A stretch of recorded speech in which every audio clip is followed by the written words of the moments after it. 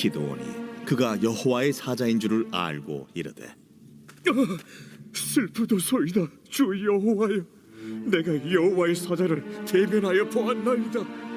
너는 안심하라. 두려워하지 말라. 죽지 아니하리라 하시니라. 기드온이 여호와를 위하여 거기서 제단을 쌓고 그것을 여호와 살롬이라 하였더라. 그것이 오늘까지 아비에셀 사람에게 속한 오브라에 있다. 주의 은혜와 사랑이 오늘 거룩한 주일 2부 예배에 오신 여러분 한 사람 한 사람 모두에게 넘치시길 간절히 소망합니다. 우리가 연일 겪어보지 못한 시대를 살아가는 삶이지만 우리 가운데 하나님께서 분명히 평안과 평강, 기쁨을 주실 줄 믿고 나아가시길 간절히 소망합니다. 이러한 마음으로 우리가 옆분들과 뒤에 있는 분들과 좀 인사할까요? 항상 평안하세요 인사합시다. 항상 평안하세요. 오늘의 말씀 제목입니다. 여호와 샬롬. 이 의미는 바로 하나님께서 우리에게 주시는 평안, 평화, 이것을 의미합니다. 그렇다면 우리들이 오늘 말씀의 주제가 이 말씀 제목처럼 평강, 평안, 우리가 샬롬인데 이 의미가 무엇일까? 오늘 한 사람, 이 기드온을 통해서 주님께서 우리에게 주시는 메시지를 깨닫고자 합니다. 그래서 오늘 우리가 너무나도 잘 아는 기드온, 또 300용사, 잘 아는 이야기로 오늘의 말씀을 시작하겠습니다. 우리가 매 시간마다 우리가 하나님의 이름을 이제 나누고 있죠. 여호와 이레, 여호와 니시. 오늘은 세 번째 여호와 샬롬에 대해서 같이 은혜를 나눕니다. 참 보면 하나님께서는 이 당신의 이름을 나타내실 때 또 주실 때 보면 분명한 것은 어떠한 인생을 통해서 사람을 통해서 역사하시는 것을 보게 됩니다. 여호와 이레 아브라함의 인생을 통해서 보게 하셨고요. 여호와 니시 모세와 여호수아를 통해서 알게 하십니다. 오늘은 여호와 샬롬이라고 하는 것을 이 기드온을 통해서 우리에게 보여주시고 있습니다. 그래서 우리가 이런 인생들을 보는데 중요한 것은 우리 신앙생활의 주제의 흐름도 아마 이런 것이 있지 않을까 생각해 봅니다. 이런 시퀀스가 우리 가운데 이루어지는데 뭐냐 하면 우리가 문제 가운데 우리가 문제 속에서 주님을 바라볼 수 있느냐 그렇지 않느냐에 따라서 인생이 달라질 수 있다는 거죠. 오늘도 마찬가지입니다. 불안함과 두려움의 자리에서 정말 우리가 하나님을 믿고 따르고 있느냐 아니냐에 따라서요. 그 다음의 스토리는 전개되어지는 것이 다르다는 거죠. 우리가 오늘날 겪어보지 못한 이 사회들 또 우리가 상황들 앞으로 또 어떤 일이 벌어질지 모르겠지만 그 삶마다 주님께서 우리가 어떻게 반응하고 어떻게 살아가느냐를 보신다는 거죠. 그 가운데 우리가 정말 내 안에 주님이 있느냐 없느냐가 중요하다는 것입니다. 여러분 오늘 본문도 우리가 살펴보시면 6장에서 보시면 이 기드온이 300용사가 13만 5천이나 되는 이 미디안의 군대를 물리치고 난 이후에 여호와의 샬롬 했으면 이해가 될 것 같은데요. 그렇지 않습니다. 그저 그가 평탄했기 때문에 하나님은 여호와 샬롬이다 라고 이야기했던 것이 아니라는 거죠. 이제 살펴보시겠지만 정말로 많은 어려움과 우여곡절 끝에서 진정 그 속에서 여호와 샬롬을 고백할 수 있게 되었다라는 것입니다. 오늘의 말씀의 이제 결론부터 드리고 시작하면 지금 분명히 우리 가운데 내 인생에도요 여러 가지 모양으로 굴곡져 있고 또 불안해하고 어려움들이 아마 있을 거예요. 안정된 것이 없다고 할 때 오히려 저는 그것이 우리에게는 또 새로운 기회라고 생각합니다. 왜냐하면 다시 하나님을 바라볼 수 있는 기회가 된다라는 거죠. 하나님께서 왜 이스라엘 백성들에게 가나안 땅에 도착하고 나서 형통한 삶을 살기를 원했던 그들에게 어려움과 고난이 다가옵니다. 왜 그랬을까? 그 속에서 주님은 분명히 이스라엘 백성이 바로 서기를 원하고 하나님 바라보기를 원했던 거죠. 오늘날 우리들도 마찬가지죠. 오늘날 나에게 주어진 이 기회 속에서 어떤 코로나라고 하는 위기, 또 경제적인 위기, 어떤 가정에 말하지 못하는 어떤 위기들이 왔을 때 이것을 통해서 내가 정말 하나님만이 내 인생의 샬롬이 되는지 안 되는지를 깨달으시라는 거죠. 그래서 나에게 어떠함 때문이 아니라 내가 아주 오래전부터 믿고 왔던 그분 때문에 내가 지금 그 예수님 때문에 그 주님 때문에 내가 평안할 수 있구나라고 하는 것을 그 영적인 원리를요 오늘 여러분들이 받아들이셨으면 좋겠습니다. 여러분 사사기 6장을 시작해 볼까요? 여러분 이스라엘의 비극적인 상황에서 우리가 이 6장이 시작하죠. 여러분 사사기의 패턴을 다 알잖아요. 이제 가나안 땅을 정착하고 12지파가 땅을 분배받고 여호수아가 죽게 됩니다. 그리고 나서 여호수아가 죽고 난 이후에 그 다음 세대들은 여호와를 알지 못했더라. 그리고 각자의 소견에 옳은 대로 행하였더라라고 얘기합니다. 이 말은 뭐냐면 여러분 이스라엘에게 왕이 누굽니까? 여러분들의 왕은 누구죠? 여러분들의 주인은 누구죠? 하나님이에요. 여러분 하나님이 왕이었고 하나님이 분명히 우리의 주인인데 이스라엘 백성들은 그것을 잊어버렸다라는 거예요. 안타깝다라는 거죠. 그들은 가나안 땅에서 이방 풍습에 물들었고 하나님을 기억하지 않은 사람들이 어떻게 되냐면 자신의 소견에 옳은 대로 행했다. 이 말은 자기 마음대로 살았다라는 거죠. 내 하고 싶은 대로 살았다라는 거죠. 그래서 인간의 옳음과 판단이 하나님의 뜻을 벗어났고 범죄에 이르게 된 거죠. 아마도 그들의 삶에 아마 변명이 많았을지도 몰라요. 가나안 땅에 내가 살았으니까 하나님 이곳에 좀 정착해야 되잖아요. 우리는 어떻습니까? 하나님 저 바빠요. 저 돈 많이 벌어야 돼요. 나중에 해도 되잖아요. 전에 말씀드린 것처럼 지금 제가 좀 하나님 참아주세요. 그렇게 얘기할 수 있을지도 모르겠죠. 그런데 하나님께서 그들에게 원하는 것은 바로 지금이라니까요. 지금 기드온이 처해 있는 시대적 자체가요. 평안할 수도 없어요. 그들이 이 사사기의 패턴을 보시면 아시겠지만 하나님 앞에 우상 숭배하고 하나님 뜻대로 가지 않았을 때 하나님께서 사사를 통해서 깨닫게 하시고 또 그들이 다시 하나님께로 돌아왔을 때 또 다시 우상 숭배에 빠졌을 때 하나님 다른 민족을 통해서 핍박과 어려움을 겪게 하시죠. 또 사사를 세우게 하시고 그들을 구원하시죠. 그것이 계속된 패턴으로 일어납니다. 오늘 본문의 6절의 패턴은 어떤 패턴이냐면 이제 그들이 또 타락에 이르죠. 하나님은 멀리 떠나보내죠. 그리고 나니까 하나님께서 그들을 깨닫게 하시고자 미디안이라고 하는 이방 민족을 들어 쓰셔서 이스라엘을 괴롭게 합니다. 몇 년 동안요? 7년 동안. 근데 이 미디안 군대가 어떻게 했냐면요. 참 이 지난주에 보았던 아말렉과도 똑같이 이 미디안 족속들이 정말 이스라엘을 괴롭혀도 이렇게 괴롭힐까라고 하는 생각이 듭니다. 어떤 때냐면 우리가 이제 봄이면 파종을 준비하잖아요. 파종 때를 준비하기 위해서 어떻게 했냐면 씨앗을 남겨놓잖아요. 그럼 이 씨앗을 뿌리려고 할 때 그 때를 알아서 미디안이 들어와서 그 씨앗들을 다 빼앗아 갑니다. 그리고 나서 이제 어렵게 또 조금 남겨서 씨앗을 뿌리고 또 추수 때가 되었어요. 그럼 추수 때가 되면 그걸 또 그 기간을 알고 몰래 또 와서 그것을 또 빼앗아 갑니다. 그러니까 너무 안타까운 거죠. 그러니까 기드온도 우리가 성경에 보시겠지만 추수할 때 어떻게 하냐면 굴 속에 숨어서 항아리 속에 숨어서 몰래 타작을 해요. 뺏길까 봐. 이 미디안 군대가 쳐들어와서 빼앗을까 봐. 그런 상황 중에 있습니다. 끊임없이 약탈로 이스라엘은 늘 불안했고 평강을 잃어버렸어요. 이들이 평강을 잃게 된 이유가 뭘까? 왜 이렇게 되었을까? 사사기 6장 1절에 이렇게 고백을 합니다. 우리 같이 읽을까요? 앞에 스크린 보고 있습니다. 6장 1절입니다. 시작. 이스라엘 자손이 또 여호와의 목전에 악을 행하였으므로 여호와께서 7년 동안 그들을 미디안의 손에 넘겨주시니. 여러분 2절에 보면 더 혹독해요. 2절 같이 읽습니다. 시작. 미디안의 손이 이스라엘을 이긴지라. 이스라엘 자손이 미디안으로 말미암아 산에서 웅덩이와 굴과 산성을 자기들을 위하여 만들었으며. 이게 집도 빼앗긴 모양입니다. 그러니까 산에 들어가서 굴 파고 동굴에 또 산성도 짓고 그렇게 살았던 것 같아요. 피난처를 만든 거죠. 상황 자체가 불안합니다. 기드온이 살았던 시대도 이런 시대였다는 거죠. 여러분에게 묻고 싶어요. 여러분 어떨 것 같습니까? 여러분 스스로 한번 대답해 보세요. 여러분은 계속되는 하나님의 용서의 은총을 경험하기를 원하십니까? 아니면 그 어떤 상황에서도 계속해서 여호와의 샬롬을 누리며 살기를 원하십니까? 어떤 게 원하실까요? 여러분 어떤 선택을 하느냐 중요하지 않습니까?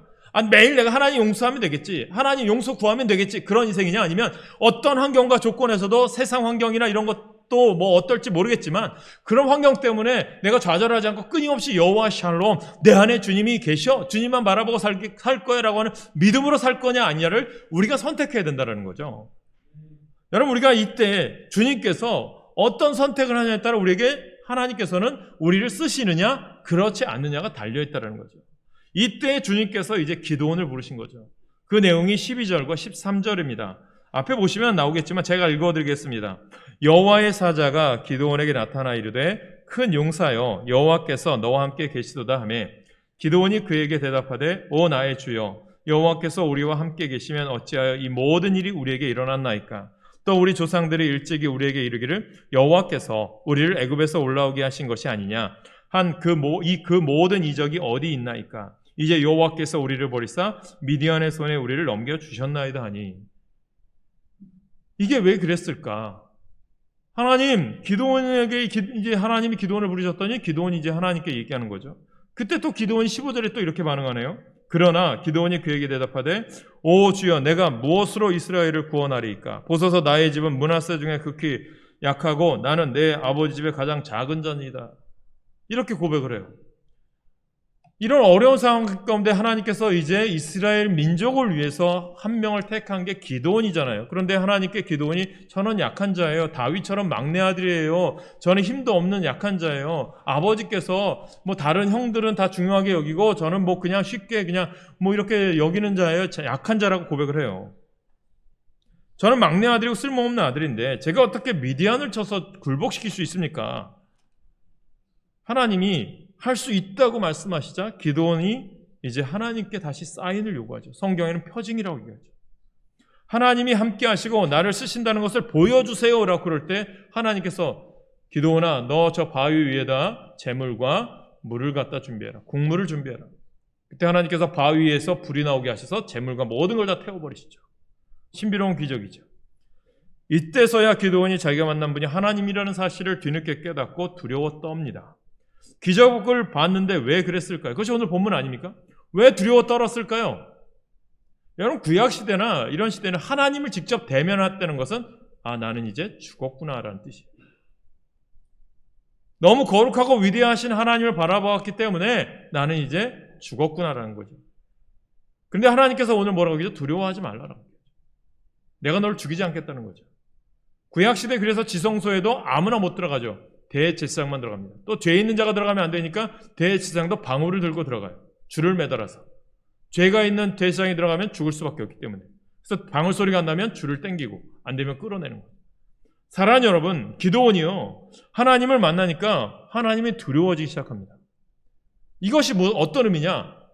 중요한 것은요, 그 이전에는요 기드온이 어떻게 반응했냐 하면 하나님이 부르시니까 하나님 저 미디안 군대와 내가 어떻게 싸웁니까? 나는 보잘것 막내 아들이고 힘없는 자인데 그렇게 반응하다가 이제는 어떻게 하냐면 하나님이 두려운 거예요. 미디안이 두려운 게 아니라요 하나님이 더 크게 보이는 거예요. 저는 여러분 가운데도 이게 필요하다는 거죠. 세상의 물질, 명예, 권세 이것이 두려운 게 아니라 하나님만 두려워하시길 간절히 소망합니다. 하나님의 작은 기적 하나를 경험하고 나니까 하나님이 정말 이 세상 모든 것 주관하시는 분이고 크신 분이구나. 미디안보다 더 크고 두려운 분이시구나 라고 하는 확신을 갖게 되었던 거죠. 그때 하나님 말씀하시죠. 오늘 본문이죠. 너는 안심하라 두려워하지 말라. 그렇게 기드온이 말해요. 그러자 기드온에게 하나님께서 뭐라고 말해요? 여호와 샬롬. 여호와는 나의 평강이시다라고 기드온이 하나님께 고백을 합니다. 여러분 이것이 중요한 게 뭐냐면 문제 해결을 받았을까요? 아니에요. 여전히 두려운 미디안은 그대로 남아 있어요. 그런데 여호와 샬롬이라고 외쳐요. 미디안보다 더 크신 하나님, 문제보다 더 크신 하나님을 만났고 믿게 되어졌기 때문이죠. 오늘 우리 가운데 기도하고 믿음대로 살아가는데 우리 가운데 힘들게 하고 어렵게 하는 게 우리 가운데 있어요. 그러나 그것이 그대로 있을 수 있어요. 그런데 그런 것이 있을지라도 그것보다 더 강하고 능하신 우리에게 힘이 주시는 그분이 오늘도 우리와 함께하기 때문에 우리는 누구를 바라봐야 돼요? 주님 바라보시길 간절히 축원합니다. 그것이 오늘 우리에게 주시는 메시지라니까요. 그래서 찬송가에 보면 내 영혼이 은총 입어 주 예수와 동행하니 그 어디나 하늘나라. 주님과 동행하니까요 그 어디나 하늘나라인 줄 믿으시길 간절히 소망합니다. 우리가 또 헌금성으로 찬송할 찬송가 413장도 우리가 스태포드가 자신이 고난 가운데 역경 가운데 다 잃어버렸을 때 아내와 자녀를 잃어버렸을 때 힘들고 어려웠어요. 그 상황 변하지 않았어요. 그때 하나님이 그를 은혜 받게 하셔서 어떤 상황에서도 내 영혼이 평안해. 내 영혼이 평강해. 왜 고백할 수 있었을까요? 어떤 환경과 조건이 변하지 않아도 나와 함께 하시고 내 믿음 가운데 역사하시는 그분이 오늘도 나를 지키시고 보호하시는 줄 믿으셨기 때문입니다. 오늘 그 믿음이 우리 가운데 있길 간절히 축원합니다. 그래서 오늘 우리가 예배를 드릴 때 온라인이든 여러분 현장에서 예배 드릴 때 코로나나 환경 가운데 좌절하거나 낙심하지 마시고 오직 주님만 붙드시길 간절히 축원합니다. 모세가 시내산에서 하나님을 만나고 하나님이 두려워 얼굴을 가렸어요. 그리고 애굽에 가서 백성들과 함께 출애굽하는데 히브리서 11장 27절 이렇게 말하죠. 믿음으로 애굽을 떠나 왕의 노함을 무서워하지 아니하고 기록해요. 하나님을 두려워하게 된 모세는 애굽의 바로 왕을 두려워하지 않게 되었습니다. 하나님만을 두려워하자 홍해와 광야가 두렵지 않았어요. 왜요? 하나님이 함께 하시니까. 여호와 샬롬이니까. 이 샬롬이 우리 가운데 있길 축복합니다. 하나님만을 두려워하는 신앙인 됩시다. 그럴 때 다른 것은 두려워하지 않는 여호와 샬롬이 와요. 그래서 시편 31편 19절에 시편 기자 이렇게 간증하죠. 주를 두려워하는 자를 위하여 쌓아두시는 애가 어찌 그리 크신지. 이제 여호와 샬롬의 의미가 무엇인지 나누겠습니다. 본격적으로 가면 샬롬이라는 인사를요 이스라엘 사람들이 지금도 해요. 유대인들이 하죠. 그게 뭐냐면 우리나라 인사말로 얘기하면 안녕하세요라는 말이에요. 안녕하세요. 왜 이렇게 인사할까? 미국 사람들은 굿모닝, 좋은 아침입니다. 좋은 점심, 좋은 저녁입니다. 뭐 좋은 저녁, 좋은 밤 되세요. 그렇게 인사하는데 왜 유대인들은 샬롬, 우리나라는 안녕하세요 인사했을까? 라고 보면 이 국어사전을 찾아보니까 안녕이라고 하는 뜻을 보니까 아무 탈 없이 평안함이란 뜻이에요. 이게 왜 이랬을까? 샬롬도 보면 같은 의미예요. 평안하다, 평안하십니까? 평화 누리세요? 이런 뜻 아닙니까? 왜 그랬을까요? 이 의미는요 우리나라 역사와 상관이 있어요. 우리가 알다시피 우리나라가 얼마나 힘들었습니까? 일제시대, 조선 말기로부터 일제시대, 또 6.25 이런 것을 겪으면서 아시겠지만 하루하루 먹기 살기 힘들었으니까 우리 그때 인사나 지금의 인사가 습관이 된 거죠. 어떤 겁니까? 안녕하세요라고 하는 것은 하루 먹고 살기 힘드니까 어제 살다가도 오늘 못 보는 친구들이 있는 거예요. 그러니까 안녕하냐 물어본 거죠. 또 자주 묻는 게 뭐죠? 식사하셨어요? 요즘 뭐 식사 못하는 사람이 어디 있겠습니까? 그런데 왜 그게 습관이 됐어요? 어제도 힘들고 어렵게 보릿고개 넘었는데 식사는 제대로 했니? 그렇게 물어본 거 아니에요. 그러니까 우리나라 역사와 지리적인 문제 그런 게 다 우리는 지금도 알다시피 러시아, 중국, 일본, 미국 강대국 속에 둘러싸여 있지 않습니까? 힘든 거죠. 그런 가운데 우리가 안녕하십니까? 라는 것은 이런 환경과 이런 역사적 배경이 있는 거죠. 그런데 이스라엘도 보니까 그런 배경인 거예요. 이 당시 사사기 당시에도 마찬가지고 이후에도 보면 이스라엘 밑에는 이집트라고 하는 강대국이 있었고 위로 보면 아수르 나중에 북이스라엘 멸망시키고 이제 남유다는 이제 바벨론에서 멸망당하고 그 다음에 페르시아 왕조가 쓰죠. 지금도 이스라엘의 그 중동 지역이 얼마나 강합니까? 밑에는 이집트, 시리아, 요르단, 뭐 위에 뭐 터키, 레바논 다 중동 지역이 이 지역이 이제 아시아와 아프리카와 아시아, 유럽을 연결하는 통로에 이 이스라엘이 존재하지 않습니까? 그래서 그것이 전쟁이 하나도 끝이 없는 거예요. 그래서 우리가 구약 성경에 나온 아마겟돈이라고 하는 최후의 전쟁이 왜 이야기됐냐면 아마겟돈이 지금 있어요. 이스라엘의 지역이에요. 왜냐하면 전쟁이 끊임없이 있었기 때문에. 그래서 마지막 최후의 전쟁도 아마겟돈일 거다라고 추측을 한 거예요. 이것을 우리가 잘 해석해야 됩니다. 뭐 아마겟돈이 어느 지역이다, 뭐 우리나라다, 뭐 북한과 우리나라다 그거는요 이게 성경을 제대로 해석해야 될 뿐이에요. 요즘 성경을 잘못 해석하는 데가 얼마나 많은지 몰라요. 그래서 이스라엘 지금도 가보면 텔이라고 하는 지역이 있어요. 텔 뭐냐면 우리가 전쟁이 일어나면 도시 다 무너뜨리잖아요. 지금도 우크라이나 도시들이 다 무너지잖아요. 그러면 그 터 위에 다시 도시를 세워요. 전쟁이 나죠. 그럼 또 그거 무너진 터 위에 또 도시를 세워요. 그러다 보니까 지금도 유적을 발견하다 보면 땅을 파면 팔수록 이스라엘은요 이제 처음에는 로마 시대, 바벨론 시대, 아수르 시대 이런 시대가 땅속 깊이 계속 나와요. 유적이. 그래서 그 개발하는 게 다 뭐 쉽지 않은 지역이 이스라엘 지역이죠. 그만큼 전쟁이 심은 거죠. 그러니까 그들에게 묻는 인사가 뭐냐면 샬롬, 평안 누리기 원해요. 그런 인사가 습관이 된 거죠. 사랑하는 여러분, 이 말은 뭐냐면 이런 세상적인 인사가 이렇다라는 거죠. 그럼 우리 인간이 말하는 샬롬은 항상 조건이 필요해요. 우리의 삶이 안녕하느냐 안 하느냐는 뭐 건강도 해야 되고 밥도 잘 먹어야 되고 소유도 넉넉해야 안녕한 거죠. 이런 삶이 우리에게 있을 수 있을까요? 여러분 이것이 세상이 말하는 평안이고 샬롬인데 여러분 그것은 우리에게 중요한 것은요. 이것은 영원할 수가 없다라는 거예요. 돈이 많고 명예가 많은들 그것이 샬롬입니까? 아니에요. 우리나라는 어떨까요? 그렇지 않아요. 오늘 우리가 본 말씀 기드온이 마주하고 있는 상황 역시 샬롬이지 않아요. 모든 것이 다 불안한 상황이에요. 그런데 그런 상황 속에서 기드온은 샬롬을 선포하고 있어요. 그렇다면 오늘 성경이 말하는 여호와의 샬롬이 뭘까? 이것을 오늘 우리가 은혜 나눠야 되거든요. 성경이 말하는 샬롬, 첫 번째는요, 하나님께서 우리를 지켜주신다는 확신이 여러분 가운데 있길 간절히 축원합니다. 여러분, 가정의 평안을 누리기 원해요?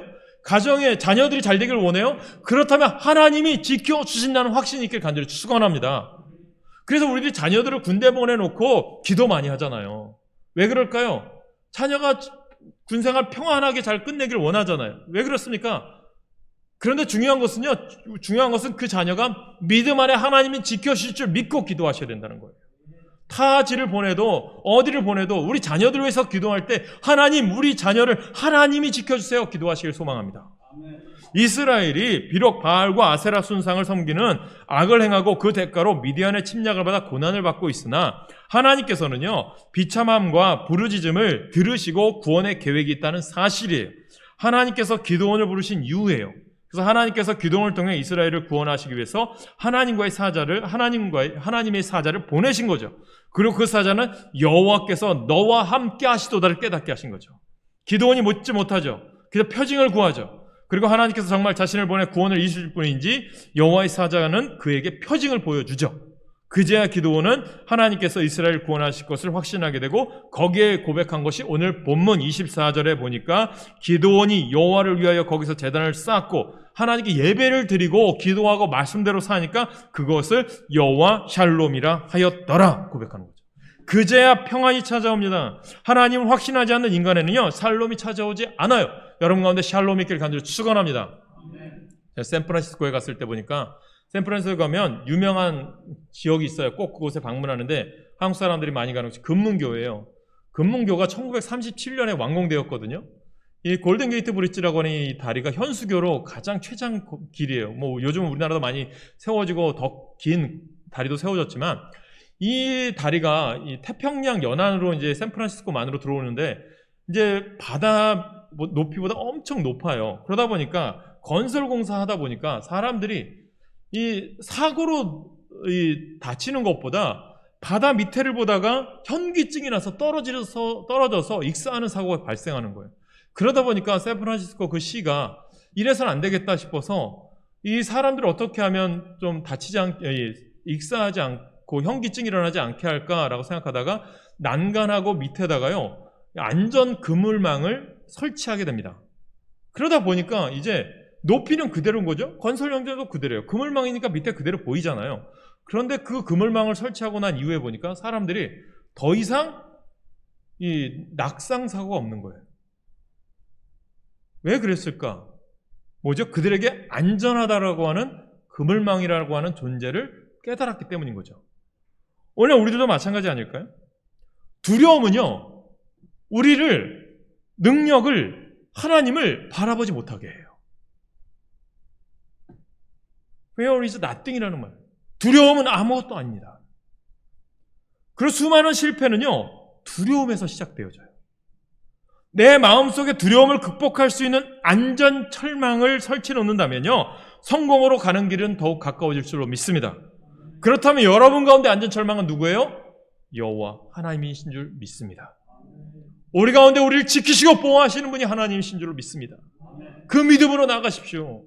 하나님이 함께 하심을 확인하고 나서 기드온에게 찾아온 것은 뭐죠? 여호와 샬롬이에요.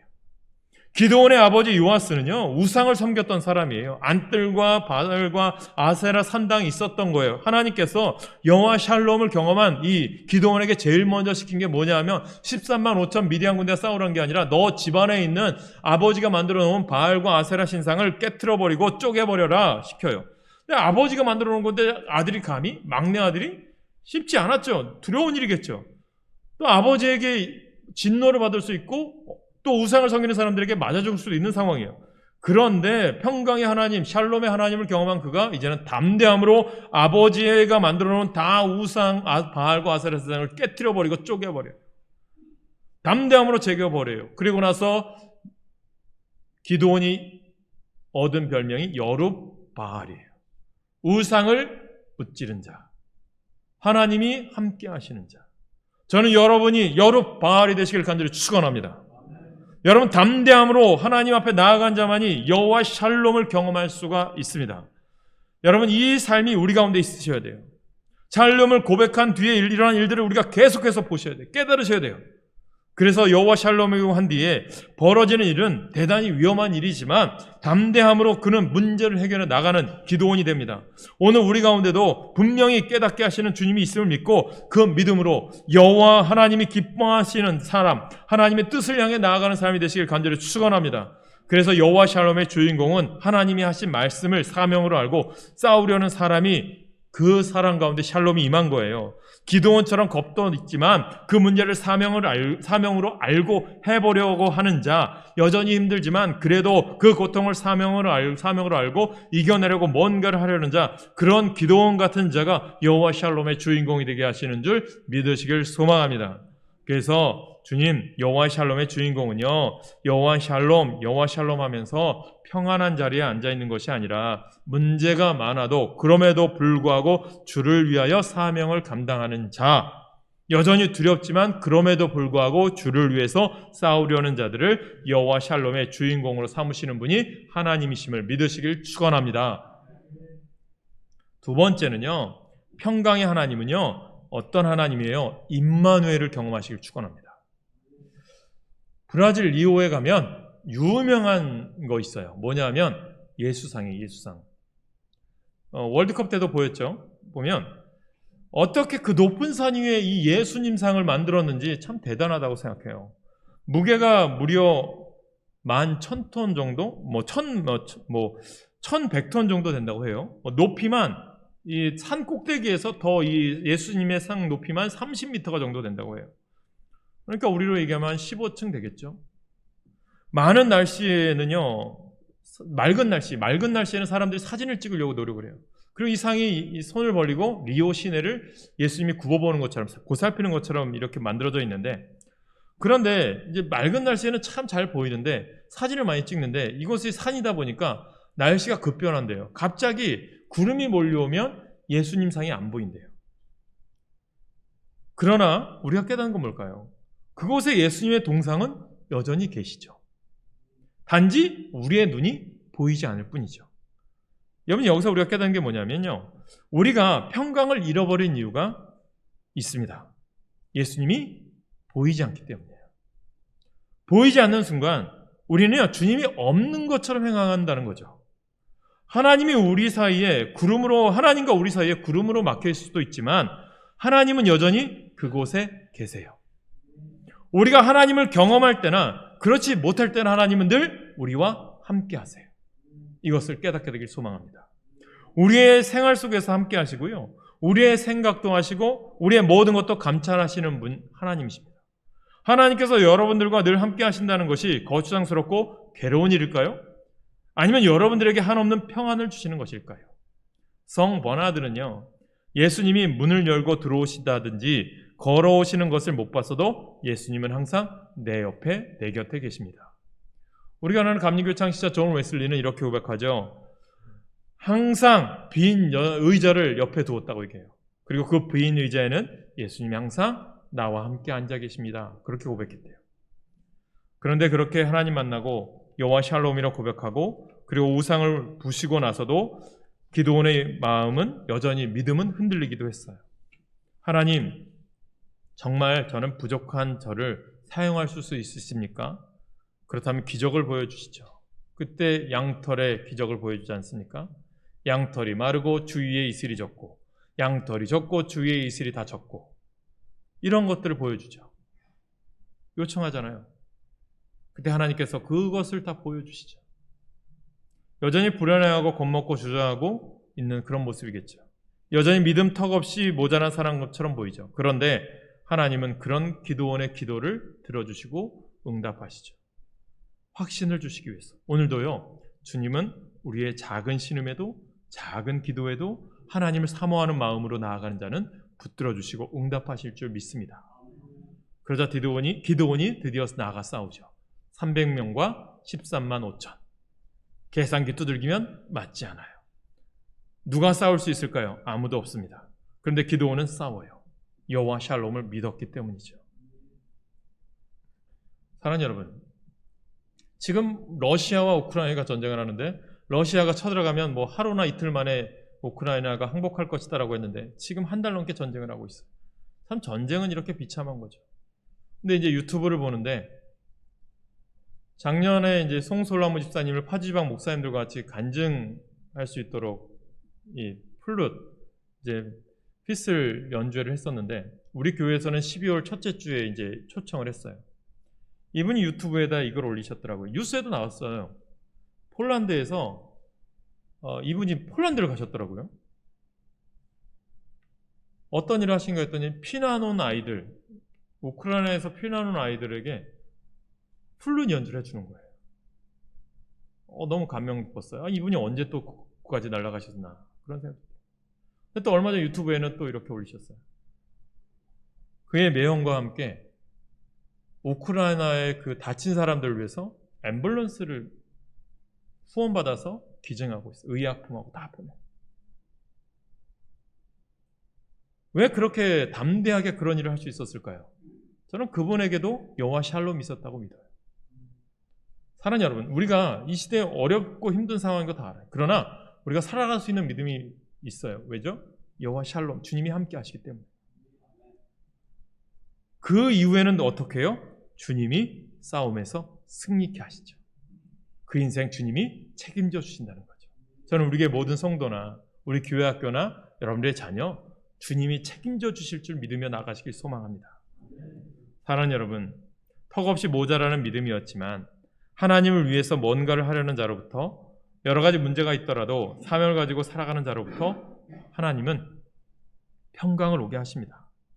여전히 겁이 나지만 그럼에도 하나님이 기뻐하시지 않는 것들과 다투려는 자들에게 주님은 여호와의 샬롬의 주인공, 여호와의 샬롬의 통로자로 삼으십니다. 이 주인공, 이 통로자가 우리 모두가 되길 간절히 축복합니다. 말씀을 정리합니다. 오늘 너무나도 우리가 살아가는 세대는요, 불안하죠. 북한에서 ICBM을 쏘았다고 얘기하고 전쟁의 소문이 끊임없이 들려오죠. 불안하죠. 엄습해 옵니다. 그래서 그 불안 때문에 육체의 연약함, 또 마음에 많은 질병도 있어요. 코로나라고 하는 질병이 우리를 힘들게 하죠. 그런데 그 불안의 원인들을 보니까 우리들이 깨달을 것은 우리가 이제는 믿음으로 회개해야 될 때인 것 같아요. 우리가 하나님 말씀대로 살고 있는지를 되돌아보라는 기회인 것 같아요. 그 때문에 주님께서 우리에게 이런 어려움의 시기 가운데 주님을 바라보게 하시는 것 같아요. 그때 하나님께서 여러분들 가운데 이 어려움 가운데 회복의 길을 열어주고 계세요. 그것이 기도라고 저는 생각해요. 그것이 또 말씀이라고 생각해요. 그리고 하나님 앞에서 제단을 쌓을 때, 예배의 성공자가 되어질 때 오늘 우리 안에 평강의 열매가 임하게 될 줄로 믿습니다. 여호와 샬롬의 은혜가 우리 가운데 임하게 될 줄로 믿습니다. 이 시간 반주해 주시고요. 하나님은요, 분명히 오늘도 내가 너와 함께 하겠다라고 하십니다. 그때 이 말씀이 유진 피터슨의 메시지 성경에 보니까 이렇게 되어 있어요. 너는 하나님께 소망을 두라는 말을 유진 피터슨은 하나님께 시선을 고정시키세요 라고 말했어요. 그때 우리는 내 상황을 보는 것이 아니라요, 내 건강을 보는 것이 아니라 내 인간관계에 어그러진 것을 보는 것이 아니라 그때 우리는 하나님을 바라보셔야 돼요. 하나님, 나 어떻게 합니까? 하나님 도와주세요. 하나님, 내 마음을 평강으로 좀 바꿔주세요. 그렇게 하나님이 우리와 함께 하시는 것, 함께 하시니 나는 오늘도 전진하겠습니다. 이렇게 주님 바라보기 위하여 하나님의 현존하심을, 나와 함께 하심을 거룩한 상상해 보시기 바랍니다. 정말 내 옆에 계시고 안아주시고 뒤에 계시고 이걸 항상 떠올리시길 간절히 소망합니다.